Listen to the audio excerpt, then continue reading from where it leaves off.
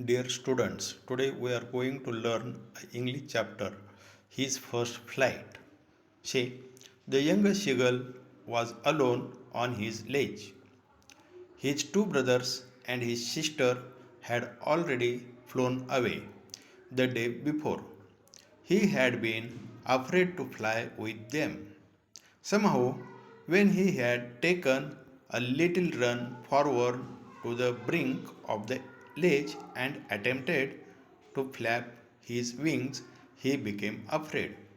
The great expanse of sea stretched down beneath, and it was such a long way down, miles down.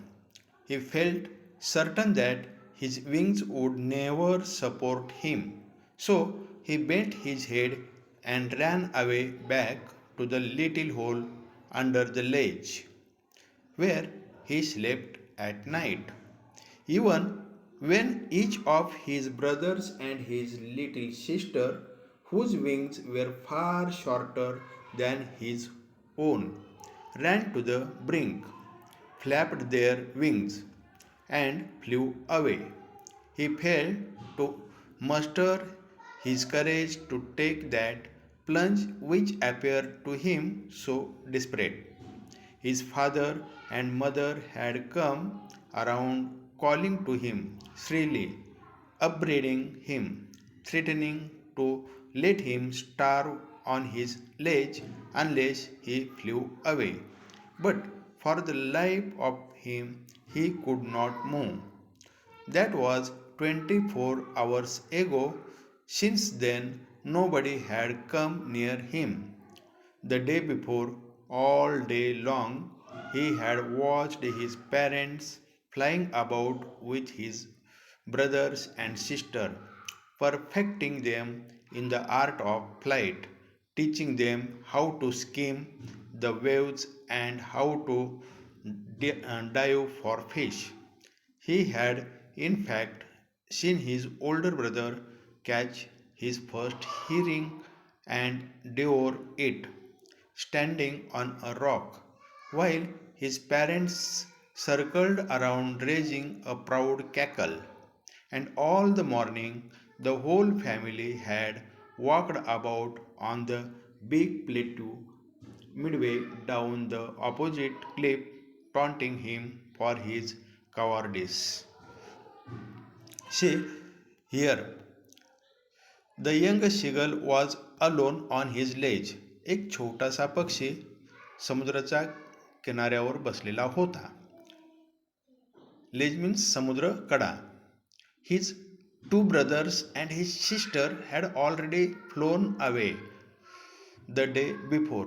आणि त्याचे दोन छोटेसे भाऊ आणि एक बहीण अगोदरच उडून गेलेले होते. He had been afraid to fly with them. तो त्यांच्याबरोबर उडून जाण्यास घाबरत होता.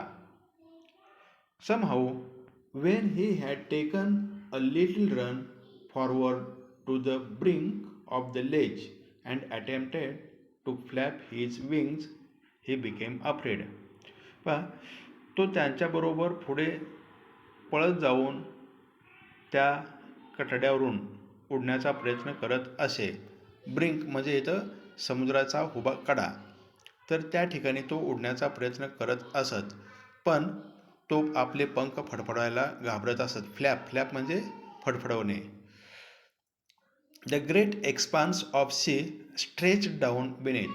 आणि त्या ठिकाणी हा जो अतिशय अथांग असा पसरलेला समुद्र, एक्सपान्स मीन्स अथांग, सर्वत्र दूरवर पसरलेला असा समुद्र पाहून तो घाबरत असत. And it was such a long way down, miles down, म्हणजे असा हा मैलोन मैल दूरवर पसरलेला अथांग समुद्र पाहून तो घाबरत असत. He felt certain that his wings would never support him. आणि हे सगळं पाहून त्याला असं वाटत होतं की त्याचे पंख त्याला उडण्यास मदत करू शकणार नाहीत, म्हणजे तो उडू शकणार नाही.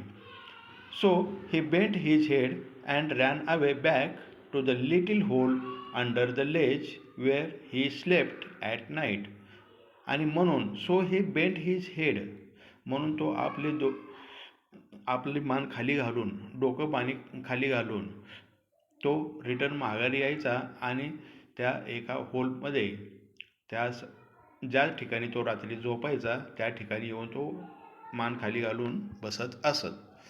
Even Wien each of his brothers and his little sister,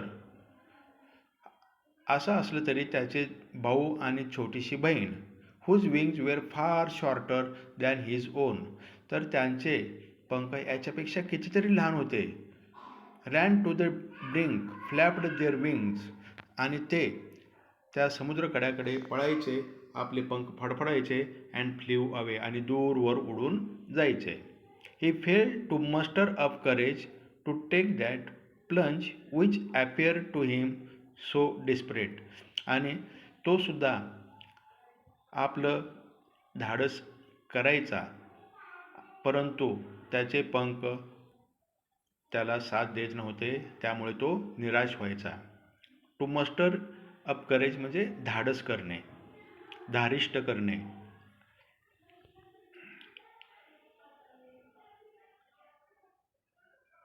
His father and mother had come around calling to him shrilly, upbraiding him.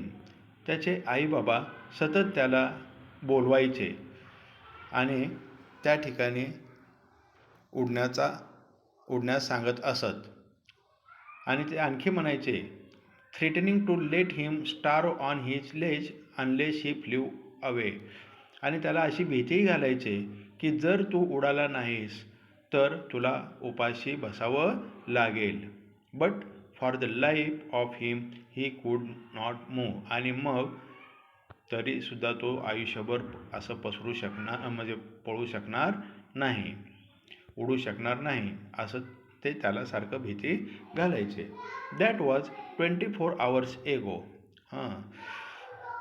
24 तासापूर्वी. Since then nobody had come near him. आणि त्यामुळे त्याच्याजवळ गेल्या 24 तासापूर्वी कोणीही आलेलं नाही. The day before all day long he had watched his parents flying about with his brothers and sisters. आणि तो दूरवर आपले आई बाबा त्या लहान भावंडाबरोबर आणि बहिणीबरोबर खेळत असलेले त्या ठिकाणी तो पाहायचा, त्यांच्याबरोबर दूरवर उडत असलेला ते पाहायचे. Perfecting them in the art of flight. आणि त्या ठिकाणी ते त्यांना कसं उडायचं असतं त्याचं प्रशिक्षण देत असलेले त्याला दिसले. Teaching them how to skim the waves and how to dive for fish. आणि त्या ठिकाणी ते समुद्राच्या लाटावरती कसं उडायचं, त्याचबरोबर माशांची शिकार कशी करायची हे सगळं त्याला शिकवत होते. स्कीम म्हणजे त्या लाटावरती, उसळलेल्या लाटावरती कसं राहायचं. He had in fact seen his older brother catch his first herring and devour it. आणि त्या ठिकाणी त्या भावाने, मोठ्या भावाने त्या ठिकाणी हेरिंग पक्ष्याची शिकार केलेली होती. आणि सगळेजण त्या ठिकाणी खडकावर उभारून त्या पक्ष्याची शिकार केल्यानंतर काय करत होते. His first herring and devour it standing on a rock while his parents circled around raising a proud cackle. तर जेव्हा मोठ्या भावाने त्या ठिकाणी शिकार केली हेरिंग माशाची, तेव्हा ते सगळे त्या खडकावरती उभारून त्याचे आई बाबा आनंदाने त्याच्या अवतीभोवती कर्कश असा आवाज करायचे. कॅकल म्हणजे कर्कश असा आवाज करणे त्या ठिकाणी ते करत होते. And all the morning the whole family had walked about on the big plateau midway down the opposite cliff taunting him for his कॉवर्डिस.